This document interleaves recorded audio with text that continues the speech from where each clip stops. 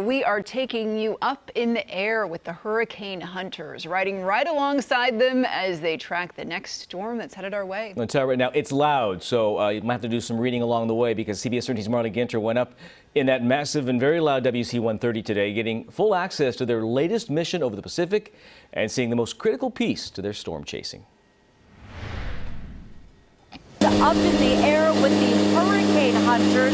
We are here with them on their mission as they go out over the Pacific to study the storms before they reach Sacramento. You can look at what they're doing right here. This is an incredible mission. What they do is they drop these dropsondes, which are actually instruments that read the storm. So they take those, they drop them down this tube, and actually into the storm.